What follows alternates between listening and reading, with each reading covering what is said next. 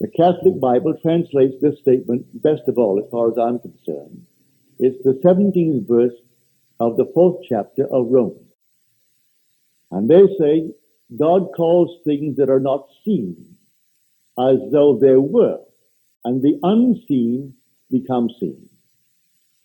The Protestant Bibles, both King James and the Revised Standard Version, they say he calls into existence the things that do not exist. That I question. To me, all things exist.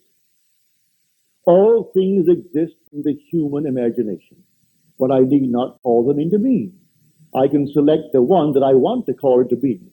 So I cannot say I call into existence the things that do not exist, because they do exist, but they're unseen by mortal eyes. So I call it into being. Now, these unseen things are states of consciousness.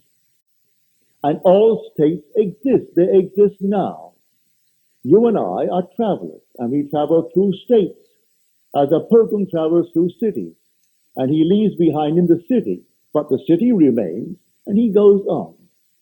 So I travel through states. I can travel through the state of poverty. Poverty remains for anyone to enter it. But having shared it for a while, I didn't like it. And so I moved out of the state called poverty. But I don't destroy the state. The state is there for everyone to enter if he wants to enter it. He can feel sorry for himself, and then in no time flat, he finds himself in a state he doesn't like. But he can't see it as a state, and he thinks, what's wrong with me? He's only in a state. Don't condemn the man for the state that he's in. It's the state, and you can't kill the state or destroy the state. The state is there as a permanent fixture of the universe. But you can move him out of the state, represent him to yourself as the man that he would like to be, and see him as that man in your own mind's eye. And you will take him out of that state.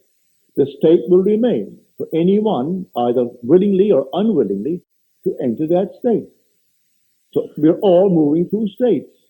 And the pilgrim simply moves and moves from state to state. When you find that you can go where you want to, it's not the privilege of the rich, it's the privilege of the man who can imagine.